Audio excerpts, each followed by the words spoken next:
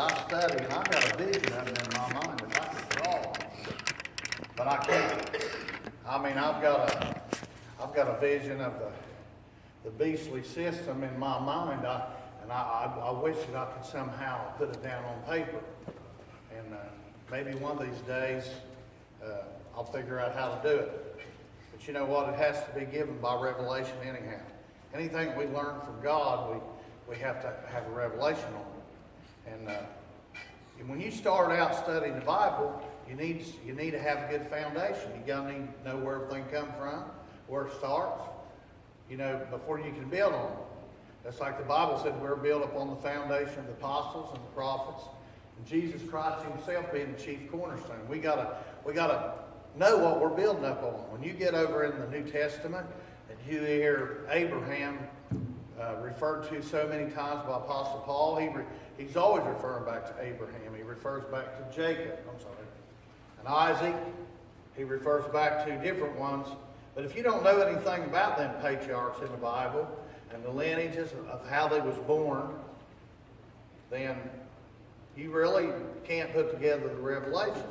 Just like the other night I was talking about Esau and Jacob. When the Bible talks about Hagar, she was Abraham's concubine. And when it talks about the Ammonites, and the Edomites, and all these people, when you hear that word, if you know where them people come from, and you know where their lineage is and where they started from, then you can start piecing together things in the Bible. Whether you realize it or not, Abraham, how many believe we're all brothers and sisters here this morning? We all came from the same people, didn't we? How many, if we believe in creation, we believe that we all came from Adam. And Adam had two sons. Of course, one brother killed the other, but then Seth was born. And then we all came down through them. But as time went on, the world was so wicked that God destroyed the world, except for Noah and his 3 sons. So then the lineage was passed down to 3 sons again. And these 3 sons was, how many knows what their name was?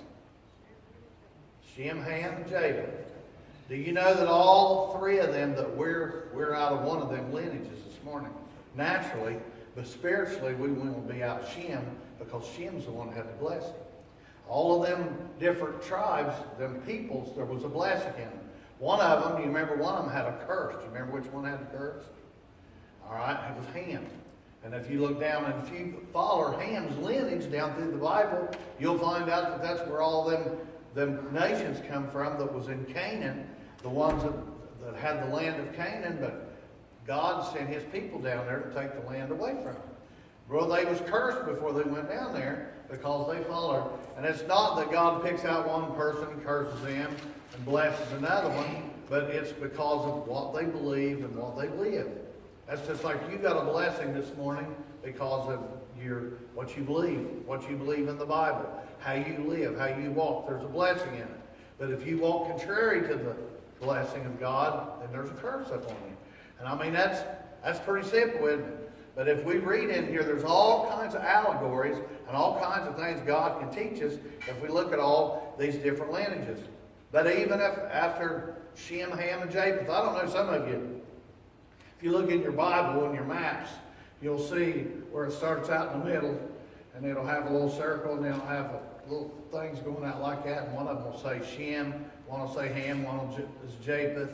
Japheth, he went into the northern countries up in Russia and all up in there. And Ham, he went toward Canaan and down toward Egypt.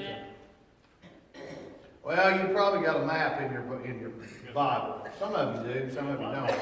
But I'm just saying, if you ever see that lineage, that's what I'm talking about, that we all came. But we're going to narrow this down this morning. If you go with me in Matthew, chapter 1. I just got a reference here. I'll give you something I'm talking about this morning. With the help of the Lord. In Matthew chapter 1, there's a lineage here.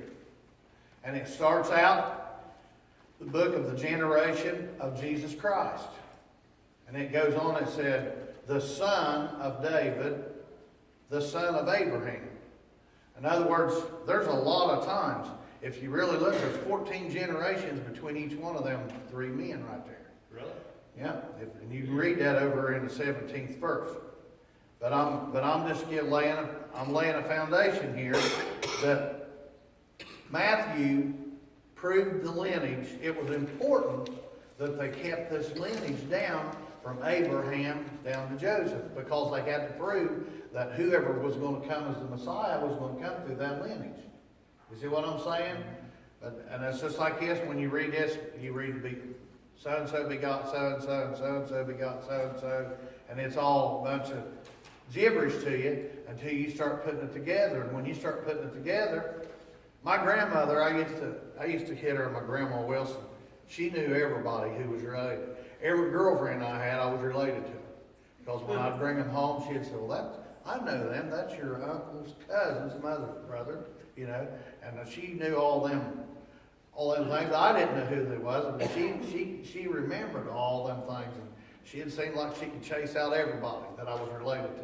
And my mother done the same thing.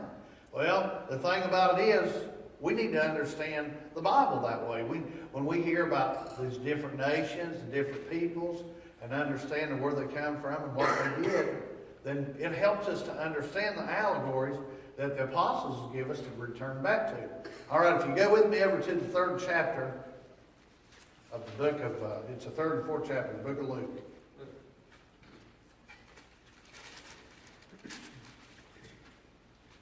And this is a lineage here that it starts out with Jesus Christ, and it don't stop at Abraham. It goes all the way back to the Garden of Eden. So you can follow the lineage of this family in the Bible all the way from the Garden of Eden all the way down to Jesus Christ. And if you're with me, I'm not going to read all this, but I'm going to show you where we're come back to here. This is about Abraham's time. It's in the 33rd verse. Which was the son of Aminadab, which was the son of Aram, which was the son of Phares, which was the son of Judah. In other words, Phares was Judah's son. Okay? And then who was Judah's father? We're starting in the 34th verse. See, it says the son of Judah, and it goes to the 34th verse. It says, which was the son of Jacob, which was the son of who? Isaac. Which was the son of Abraham. See? Which was the son of Terah, which was the son of Nahor. We can follow this all the way back to the Garden of Eden. And that's where we're going to start. We're going to start right here at Terah. I showed you where they're at in history, where they're at in the Bible. When you look on this top list right here, Terah, it said he begot 3 sons. If you look on your printout that I got right here, it said Terah begot 3 sons. So if you really look at it, the blessing was being handed down to 3 more sons, just like it did from Shem, Ham, and Japheth. But now the blessing's in Abraham. It comes right down. You see right here's 3 sons right here.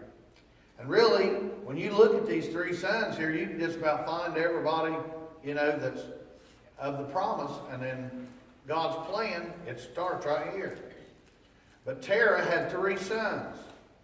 One of them on the left, it says, was Abram. And the other one was Haran.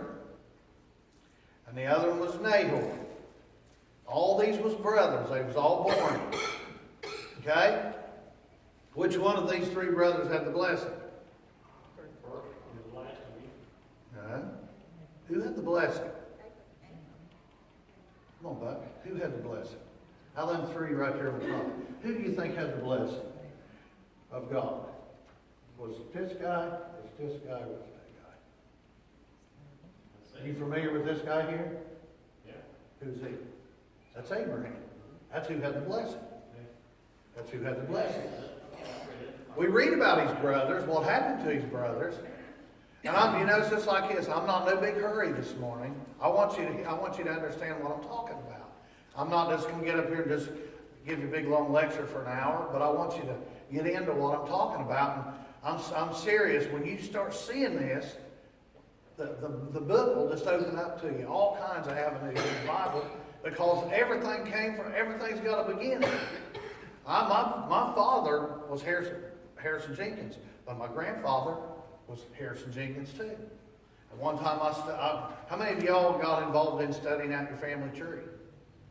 You learn all kinds of stuff about yourselves, people you're related to. I met relatives I didn't even know I had. And of course, I've lost interest in it now, but at least I know where I came from. I want to know where I came from. And in the Bible, when you believe something, I want to know why I believe it, and I want to know where it came from. The people today are just taking things just because somebody handed it down to them.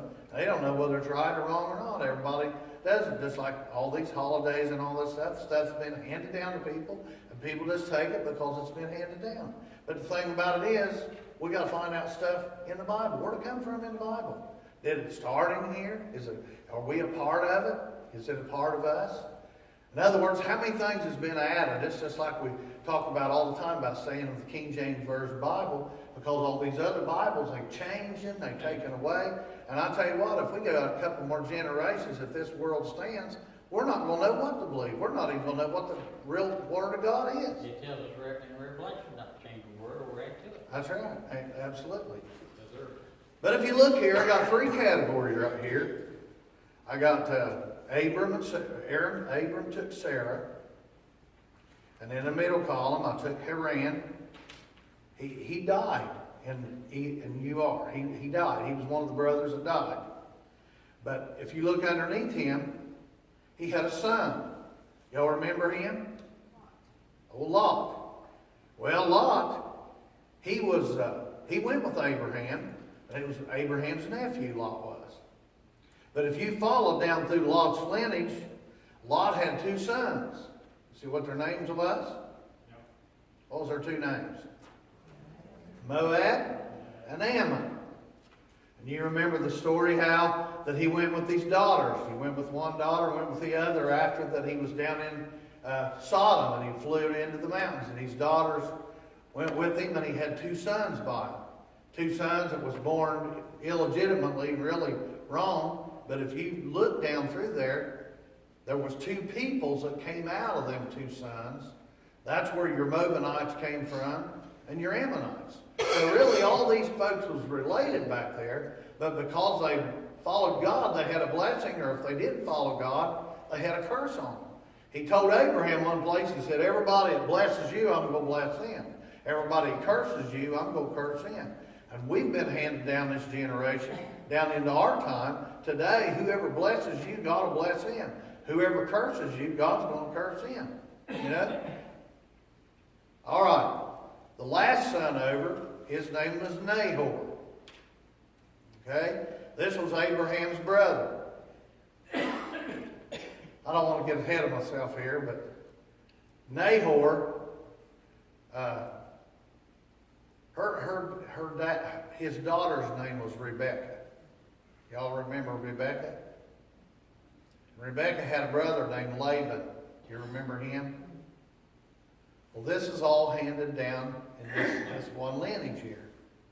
So really, they was all related. So we're done with Haran here. Okay? Has everybody followed me all the way down through the end? Haran was whose father? Come on. Lot, right? And Lot had two sons. What was their name? Ammon and Moab, right there on the paper. And there was two peoples that come out of them, and they was called the Moabites and the Ammonites. Wonder which one came from Moab? The Moabites. That's where you get these names in here. That's why the church at Corinth, they was called Corinthians. The church of Thessalonica, it was called the Thessalonians. They added these names as I-A-N-S on there to make the peoples. But if we go back over here to Sarah and Abram when he first started out, when God spoke to him, he was 75 years old. That's pretty old, huh? And I know I've talked a lot about this lineage and stuff, but I'm telling you, It's really important if you get it in your mind, and you can see a lot of things. But Genesis meant the beginning. That's why I like the book of Genesis. It's a really interesting book. And the Bible, just about the whole Bible, refers back to it. But Abraham got his call when he's 75 years old.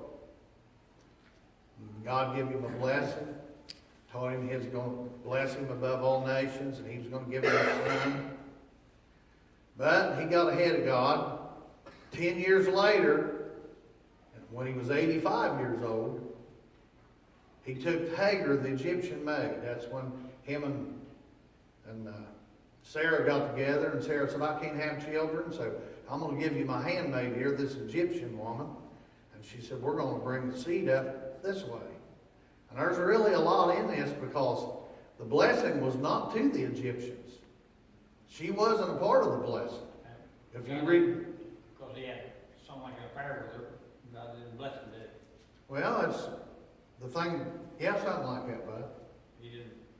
She was his wife, but the thing about it is God told Abraham... Maid. Yeah, she was a slave girl to Sarah. She was Sarah's maid. She was her bondservant. That's what she was. She's the one that served. So what she done is she give her to Abraham, the wife, and she said, when she has children, then I'll raise the children. They'll be mine. Just like today, the church, they're going out and marrying Egypt. They're not marrying what they're supposed to, where the blessing's at. There is a blessing in the King James Version this morning. There is not a blessing on all these other versions. There's a blessing in what's doing right.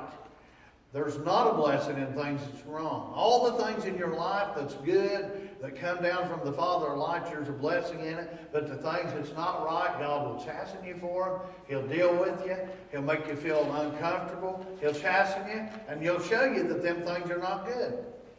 You know, the Bible said the wrath of God abideth upon the children of disobedience. If we're disobedient, we're going to receive the reward of a disobedient servant. If we do the blessing, do what's right, we'll receive the blessing of an obedient servant. But as we go on down through here, Hagar and Abraham came together, and when he was 86 years old, he had a son. Can anybody pronounce that name? Ishmael. Ishmael, okay? And does anybody know Ishmael? Of course, you can look at this paper here. But Ishmael... Was he the son of the maid, or? He was the son of the maid. He was the son of the bondmaid. You got any more spent over there? And well, no, but God recognized him because he was Abraham's son. He told Abraham, said, your seed is going to be like the sand of the sea for multitude. Because he was Abraham's son, he still was blessed. If you look on down there, if you look on down there, Ishmael and the bondwoman, if you remember, she was put out. Said the bondwoman couldn't have none inheritance with the free woman. And when after Sarah had Isaac, she didn't want Ishmael there no more. She said, cast the bondwoman out and her son. But even though he was cast out and put out away from him because he was Abraham's son, if you read, there was 12 sons that came out of Ishmael. And them 12 sons became a nation. And then 12, you know, all these Arab nations, they all came from Ishmael. So really, if you stop and think about it, all the Arabs and all the Israelites, they're half-brothers. But there's war between them because both of them claims the inheritance. Ishmael claims that he said, I've got the inheritance. My father's Abraham. And today, you got all these Muslims and stuff, they'll tell you their father's Abraham. They'll tell you. But they don't worship the same God. That's just what I'm saying. All of this stuff, it's right over there. It started over there, and it's been passed around the world. But anyway, always in this lineage out of Ishmael was bondage. I know I'm going a lot of different directions here this morning. That blessing that Shem got back there, Shem, Ham, and Japheth, the three sons of Noah, the curse was on Ham, which was the father of Canaan. Remember what the land was called where they went and inherited, the children of Israel? It was the land of Canaan, wasn't it? But all the people that went there to possess it, they had a curse on them. That's why God let his people go in there and drive them people out. It's because they had a curse on them. But everywhere that they married into this side of the family, there wasn't no blessing on them. But the blessing was always where God said it was. All right? When Abraham was 99 years old, if anybody's got any questions, you can raise your hand. When Abraham was 99 years old, see that right there? God made a covenant with him. He gave him the covenant of circumcision. And that separated him from all the other peoples. And today we get a circumcision too, but it's not with the flesh. It's that of the heart. In Romans chapter 2, verse 28, he said it's not a Jew that is one outwardly, that is the circumcision of the flesh, naturally speaking, but that which is the circumcision of the heart, taking away the foreskin. God used that as a covenant to make them people different from all other peoples, all other nations. That's why he did it. And today our circumcision is not a natural circumcision, but it's a spiritual circumcision where it takes away our old natural fleshly heart and gives us a spiritual heart. The flesh don't profit anything. It's what's in your mind. It's what's in your heart. But God gave him this, and when he was 99 years old. All right, when he was 100 years old, God came and visited Abraham again. First, with this covenant, he gave him the name Abraham. His name was Abraham. How many knows what the name Abraham means? Anybody know what the name Abraham means? I've sure preached on it a lot. Huh? Father of many nations. So here this guy is, 99 years old. First, God, when he's 75, God said, I'm going to give you a son.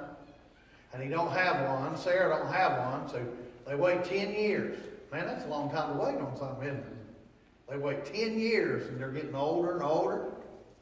And they said, I'm going to have a son. So they go get this Egyptian son, or this Egyptian woman, and he has a baby by her. And said, well, we're going to raise him. He'll have the blessing. God said, that ain't what I chose. You're going to have a child by Sarah. She's where the blessing's at. So he took Sarah, and they had a son. See what his name was? Isaac. He was blessed. Now the lineage has been passed down to whom it's supposed to be. Now, Isaac needed a wife. Y'all remember the story how he got a wife?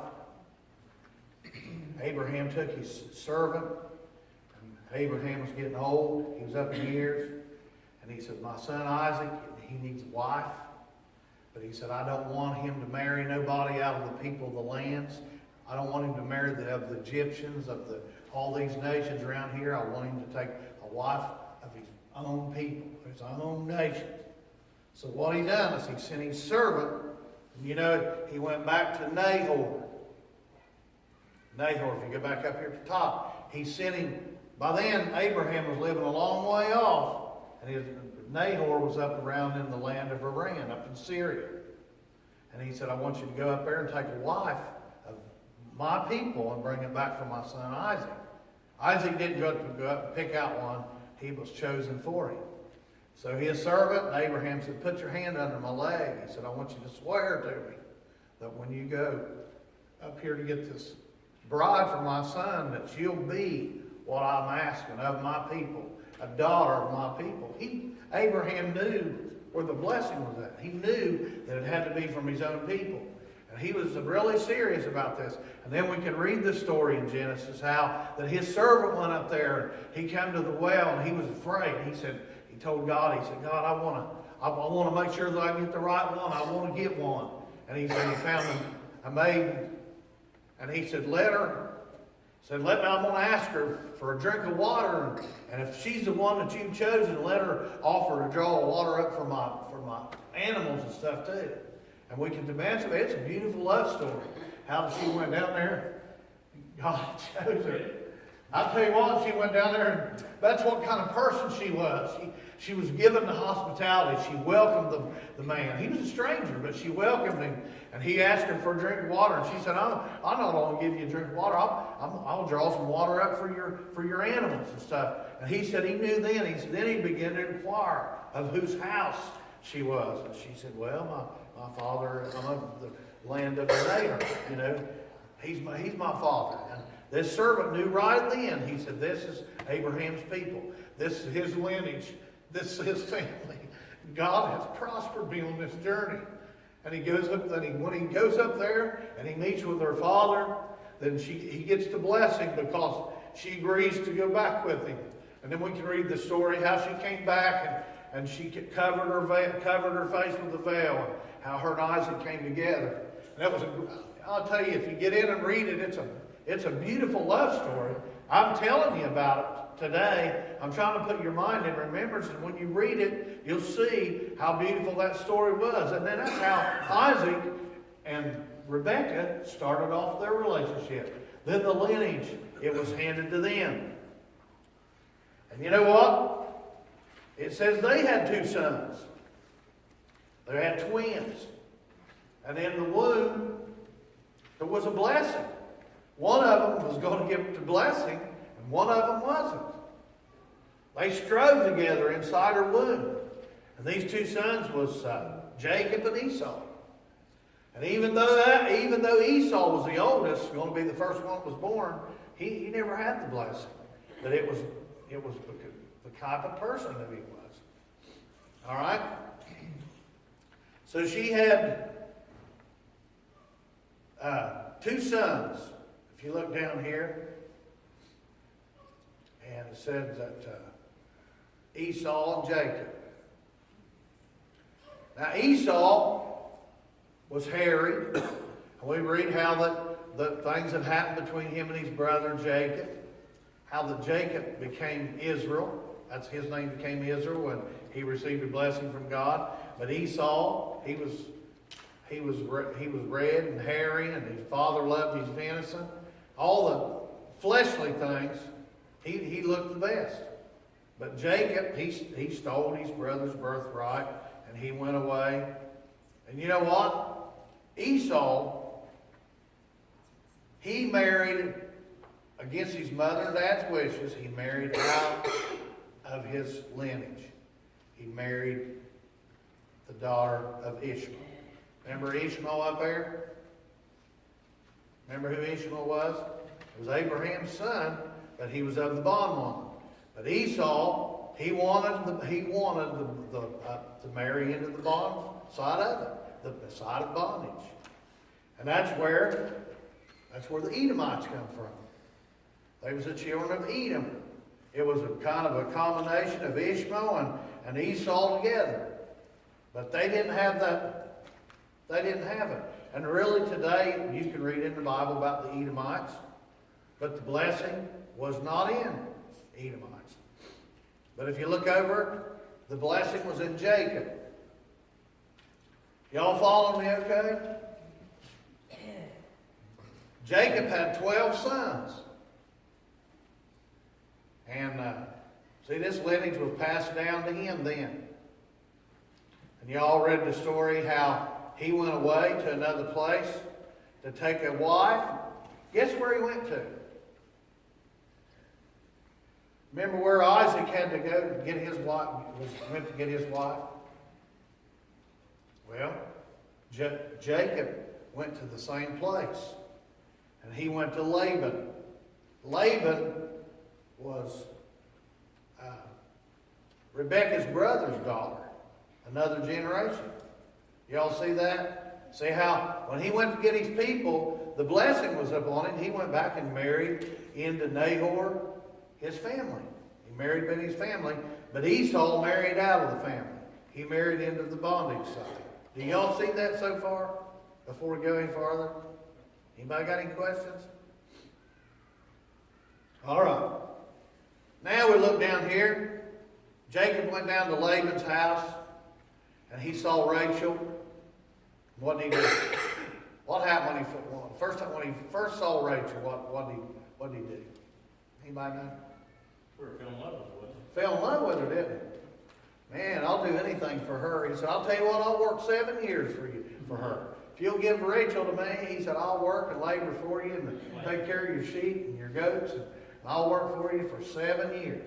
And then after 7 years, what kind of mistake did he make?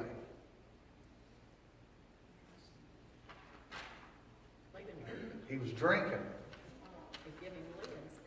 Yeah, he did. Make sure what's under the veil before you get married. I'll tell you that. She had a veil on, and her father said, well, it's not customary for us to give the younger daughter before the elder, so we're going to give him Leah. So when he gets a drinking and having a good time here at the wedding feast, the next morning he comes and he's got Leah. He's married the wrong one. He was upset with him. And so he went back to him and he said, well, work 7 more years for me and I'll give you Rachel. That's a long time to work for a woman, 14 years. He got the first one, and he had to work 7 more years for her. And then after he got the 2 women, he worked 6 more years for him, for his possessions and the things that he had. So he went through a lot of things to build his family and to build his wives. But if you look down here, I got these numbered down here. When he married Leah, God began to bless him when her first son was born, which was Reuben. And all these names mean something, but I don't know what they are. And then he had another son by Leah. His name was Simeon. Then he had a third son, Leah did. Now see, all this time he was married to these 2 women here. And he had, the third one was Levi. Then he had a 4th son, which was Judah. And then Rachel said, man, well, I'm not going to be able to have it. She's already got 4 children. And my husband's really going to love her. He's never going to love me. So she said, oh, I'm going to do this. She did the same thing. She said, I'm going to give my handmaid to Jacob, and he can have a son. I can have children by my maidservant. So if you read then over here on the right, number 5 was born by Bilhah. That was Rachel's maid. And that 5th son's name was Dan. And then she conceived again, and she had another son, which was Naphtali. All of these sons here were the fathers of the 12 tribes of Israel. All the 12 tribes of Israel was named after these 12 sons. Do you see this lineage?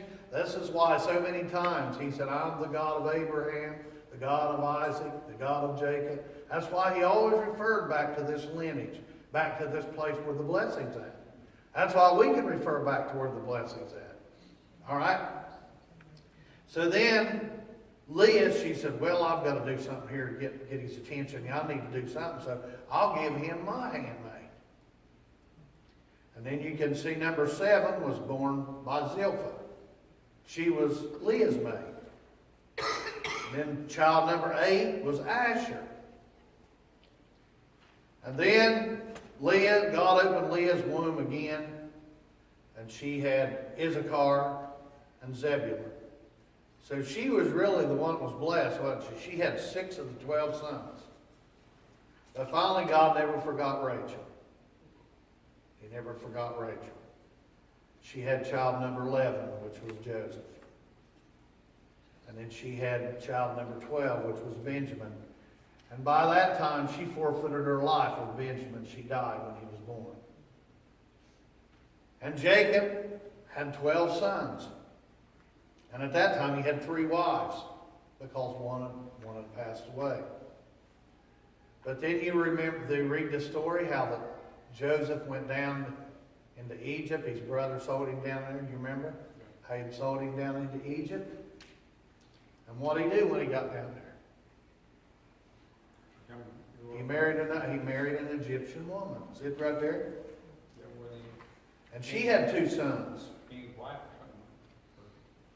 He was related to a king or something. No. He just took a wife when he was down there. And the wife that he took was an Egyptian wife. And they had 2 sons. See what their names was? Ephraim and Manasseh. And God blessed these 2 sons. He gave Joseph a double portion. Jacob did. And he gave it to these 2 sons. But he spoke concerning them. He said that Manasseh would be a great people, and Ephraim would be a multitude of nations. All right. All right, you guys with me now?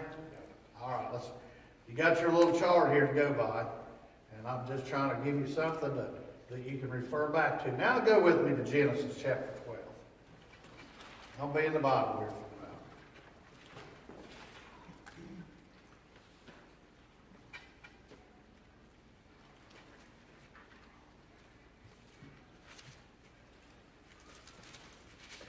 And you get in here and you say, well, you know, I didn't know that she was your lady hand.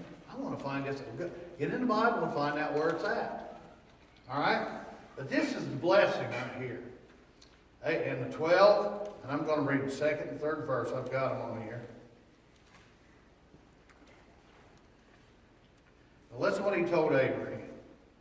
2nd verse said, I will make of thee a great nation.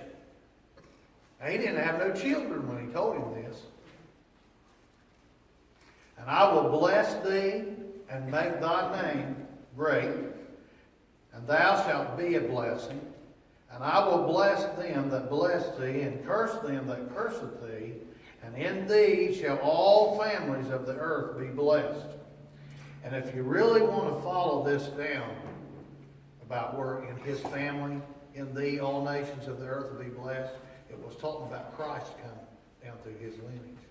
What greater blessing could come from his lineage than Jesus Christ to come into our life? All right, go with me. Let's go to the 13th chapter.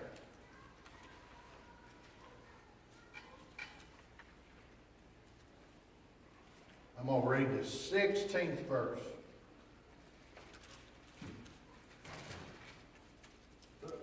Chapter 13, 16. We're going right into Genesis. I can try to got them here in order for you. There's some footnotes down here at the bottom that refer to this. Now listen to what he told Abraham here. He said, I will make thy seed as the dust of the earth, so that if a man can number the dust of the earth, then shall thy seed also be numbered. There's going to be so many people come out of you, Abraham, that they're going to be like the dust of the dust. Can you number the dust? I mean, you just think how many millions of particles. He said, and if a man could count the number of dust, he'll be able to number your seed. You see this blessing? And Abraham not only had a natural blessing that came down through Israel, but he had a blessing that came down through the Arabs, down through the Arabian side. And also, you think after Christ come, all the ones that's come in under Christ, he said, in thee all nations of the earth will be blessed. What a number. Okay? Let's go to the 15th chapter and the 5th verse.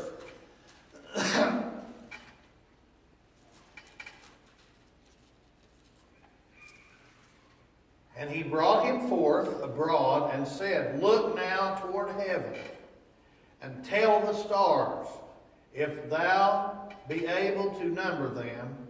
And he said unto him, so shall thy seed be. In other words, your seed is going to be like the stars. Have you ever looked up at night and seen the stars on a real pretty night? You can. That's how many. He said that's the way your children's going to be. But I hear Abraham's 75 years old trying to figure out, well, how in the world am I going to have children? So 10 years later, he helped God out and had a child with an Egyptian woman. But that still wasn't God's blessing. The blessing was going to be still yet 10 years later when he was going to be born through Sarah. You think how ridiculous he must have sounded going around telling everybody, well, I'm the father of many nations. My name's Abraham. And people probably talk behind his back and say, well, you're 95 years old. How in the world are you going to have a a son. Brother Dalton, how old are you? 86. 86. You think in 14 years from now you'd be ready to have a son? You doubt it. Well, that's what I'm trying to say. You and Brother Don's probably the oldest one. I think Brother Don's 85 or 86. You're probably the same age. But if God told you you was going to have a son, and through you, if you come in here and start telling us all that God was going to give you a son, and really going to, well, probably nobody here will believe you. But see, God, what God says, it's unbelievable sometimes, the things that He says. Look at your lives this morning. If you could go back and look at how you used to be, look how God's changed you. You think what a miracle that is within yourself. What kind of person? I'll tell people, sometimes I tell people, like I might tell them about something I used to do or something, and somebody will tell me, I could never imagine you being like that. I could never picture you being like that. But see, God has got a miracle in us. He can change us and turn us around. And I wasn't picking on you because of your age, but I'm just trying to show you how this must have sounded to everybody, that this guy, 85 years old, started telling everybody, I'm the father of many nations. I'm going to have a son, and my seed's going to be as the sand of the sea. I mean, as stars in the heavens. All right? Go with me to the 16th chapter of Genesis, verse 10.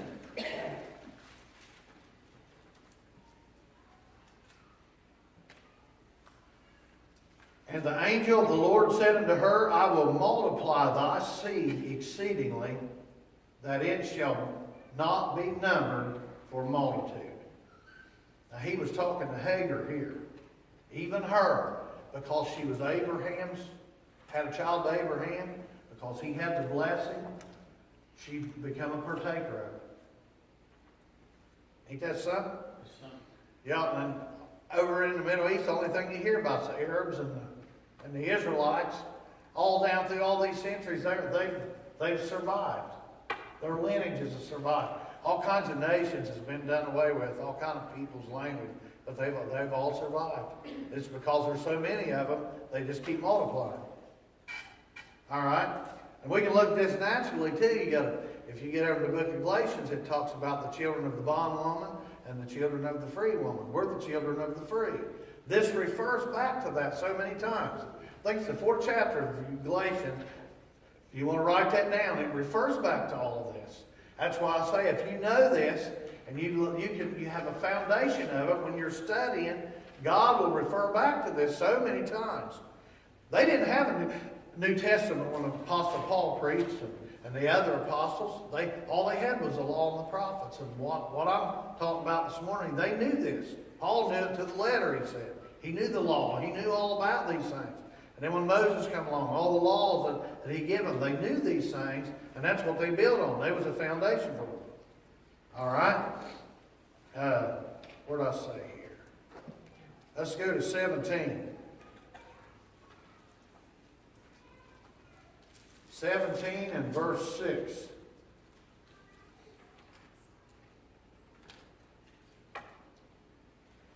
And he said, I will make thee exceedingly fruitful. See, I will make nations of thee, and kings shall come out of thee. You see the blessing he got?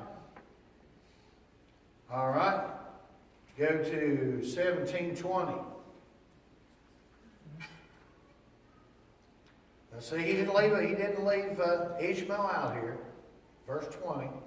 He said, as for Ishmael, I have heard thee. Behold, I have blessed him, and will make him fruitful, and will multiply him exceedingly. 12 princes shall he beget, and I will make him a great nation. And if you look at it, just as Jacob had 12 sons, this Ishmael, he had 12 sons too. And that's where your Arab nation come from. You can't find all that in here, but you can find the sons. You can find the 12 princes that was born to him. When God blesses, nothing can stop it. Okay, let's go to 23, 17, 18.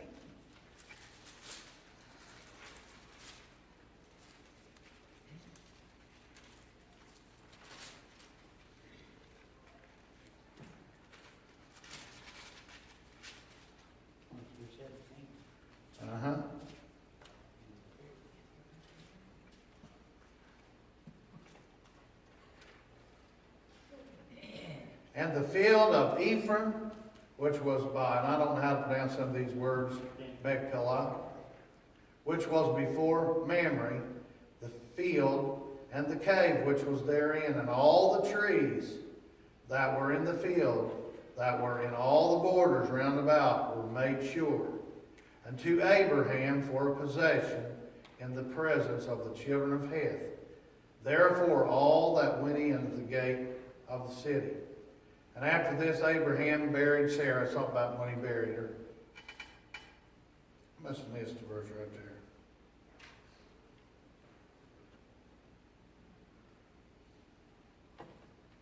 I must have missed that one. All right, let's go on over to 26th chapter.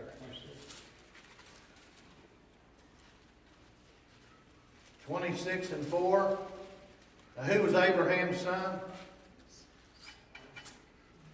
On the paper, who was Abraham's son? Who had the blessing? Isaac, right? This is talking about him. This is when God spoke to him now.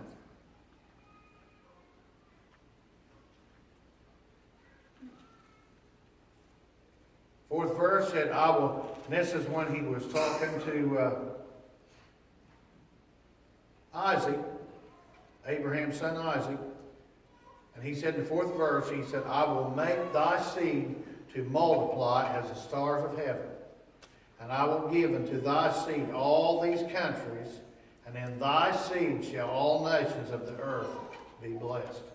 This is this lineage that we're reading, that I will show you in the book of Matthew and in the book of Luke. This lineage coming down how that them people was blessed. God blessed them. He told the blessing now, it wasn't Abraham, now it's going to be to you, Isaac. This blessing's handed down to you. It tells me, my Bible story goes back to Deuteronomy, 20:12:3 and 22:19. Tells you right there. Yep. All right, go with me to the 28th chapter. And this is going to be handed down to Jacob.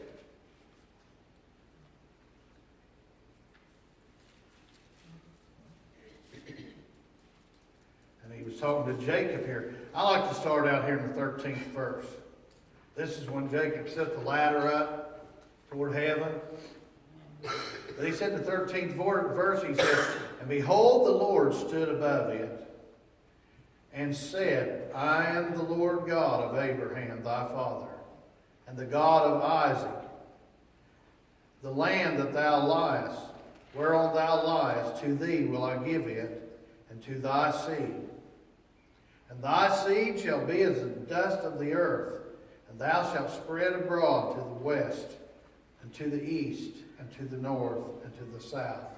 And in thee, and in thy seed, shall all the families of the earth be blessed.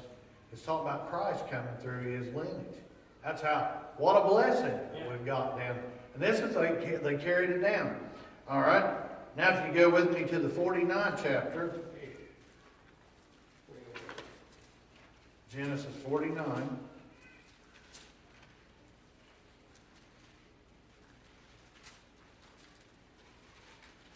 Before Jacob, or Isaac, or Israel, not Isaac, but Israel, Jacob and Israel, before he died, he called all his sons in, and he spoke over all of them. And when you read through this chapter here, you'll find out that every son, he prophesied what was going to happen to him and his sons, to their people, what was going to happen to them. But the promise was going to be handed down to one of his sons out of the 12. Y'all know who it was? Who? Jacob. No. Now Jacob's the one that's handing the blessing down. He had 12 sons. One son got the blessing. Judah. Which tribe did Jesus come out of? He come out of Judah. That's where it was handed down, all the way down through time. But I'm not going to read, but every word here about every one of these brothers and concerning what was going to happen to them, it's written in this chapter. But the only one I'm going to read is I'm going to read about Judah. And it starts in the 9th verse.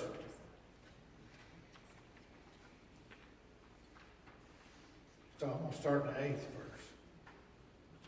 8th verse. 49:8. This is where it's handed down to another generation. It said, Judah is a lion's whelp.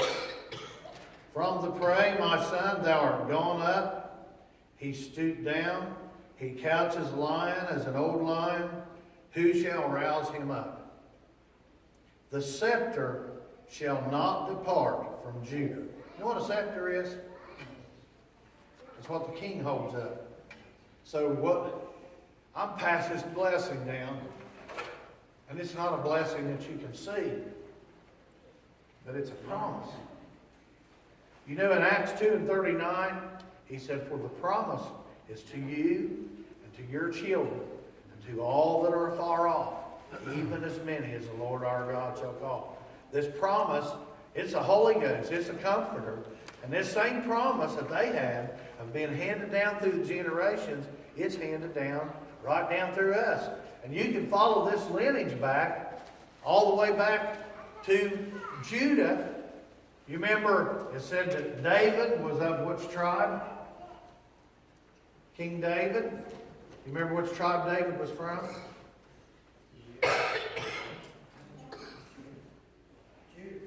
Judah.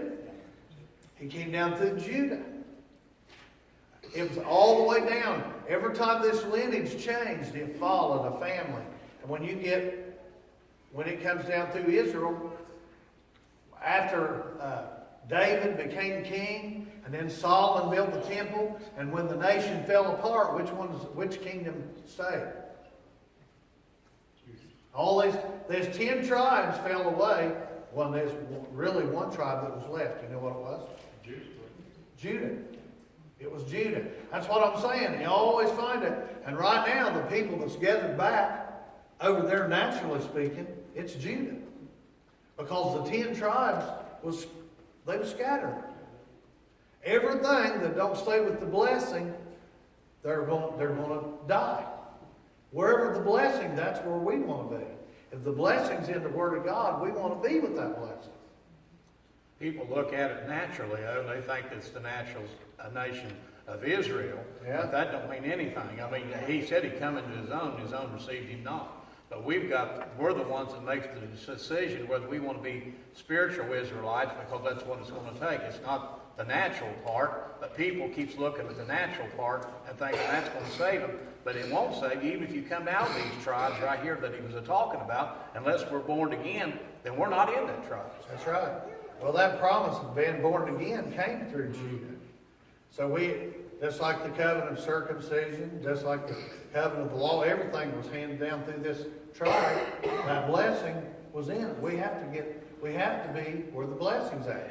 The blessing came to the Jews first. It came to them that they would be born again, like Brother Johnny said.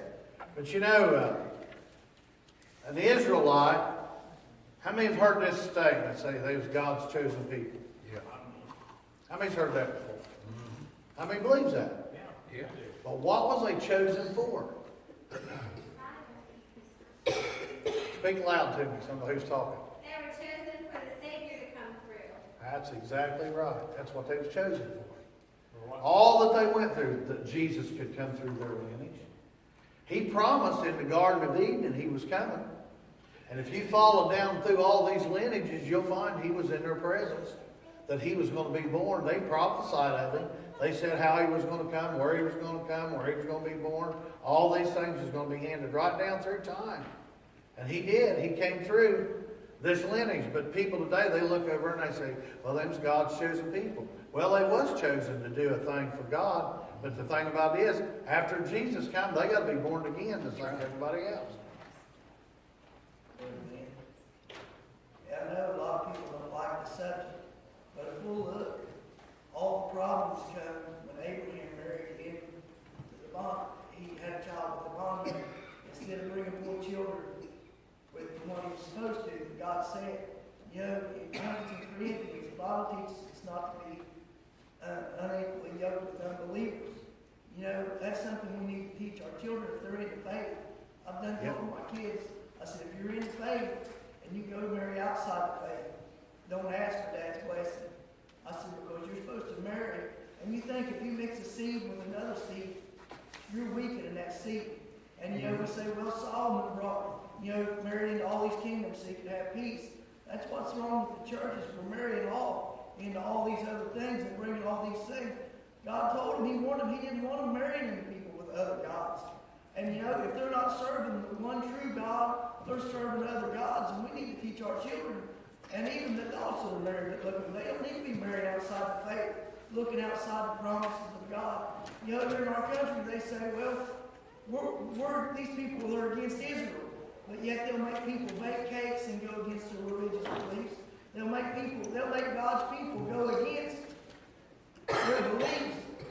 That's where the curse is coming on, and they don't even see it. They think if we don't send money and support overseas, but we better be supporting God's chosen people, God's seed, and God's ways. But we've turned our back on that. It's okay to marry outside. It's not okay to marry outside the faith. That's why we're losing kids, is because they're getting mixed up and they're getting God's trying to tug them this way, and then an ungodly seed's trying to tug them this way. We need to hold fast to the old things. And I spent studying about tradition, Brother Glenn. And we bad about saying like today is a day of tradition. But things that we set up as landmarks in our lives that go against the Word of God, we're setting up traditions that's causing children to fall away and people to fall away because we're not doing things God's way.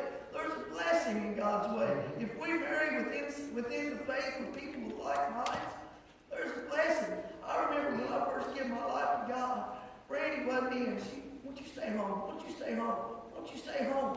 But I tell you what, if we marry with inside the faith, we're going to get somebody that's going to encourage us, going to help us, going to strengthen us. Young people say, well, God's got all power. He does have all power. But He told us, He commanded us how to do things. And I think there's a blessing if we do what He says. We can't let down the standard and go along with things just because it's easier. We're worried about upsetting our kids. We've got to do things God. This lesson teaches us there's a blessing if we stay in God's ways. And we keep His ways pure. If you take the background of what we've talked about here this morning, you can find a whole lot of things. A subject, just like Brother Jeremy's talking about marrying and what's wrong. Remember how Samson got in trouble? He had great strength with God. He fooled around with strange women. Remember Solomon? He was the wisest man that ever lived and built the temple of the Lord, but because he loved strange women, that's what turned away his heart away from the Lord. And the thing about us, if we love things that's strange to the Word of God, then it'll turn our hearts away. And it's just, there's so many things in here this morning. It's just like, I'm just trying to lay a foundation. And probably, to some of you, it probably just sound like an English professor or something up here trying to give you a bunch of words, some that you can't pronounce. But I'm really serious. You won't believe the things that you'll see in this. Once you start studying, you start putting it together. You see all these lineages. Why? Just like I said, the blessing that was in Shem. You go back and you read about it. Blessed the Shem. He had a blessing. All the way back from Noah's time. He had a blessing. And that blessing was handed down. And the blessing was handed down. And if you live for God and you hold on to your blessing will be handed down to the generation that follows you, to your children. The only thing I told my boys one time, man, one of my sons was up here in the cemetery, Sister Sally, and I was telling him, I said, when old Dad leaves, I said, I ain't going to leave you no money. I said, I ain't going to have no money. But I said, right down there is what I'm going to leave you, sitting right down there. I was talking about the church. I said, God's work, that's what I'm going to leave you. That's all I know. That's only possession I've got that's worth anything. Because after I'm gone, I've seen how you can have all kinds of things, but once you're gone, within a few years, it's just like you didn't even exist. I never thought about that. All the stuff that you've got and you gather in your whole life, and you hoard it up and you put it up, and you want this, you want that, and then when you start getting older, you start trying to give it away. Trying to get rid of it. I want to get this out of my house. I don't want you to buy me nothing for my birthday. Come and get some of this stuff that you already got and take it home with you. Yeah. Anybody got any questions this morning? Hope you all got something out of it this morning. Take your paper home. Hey, don't read all.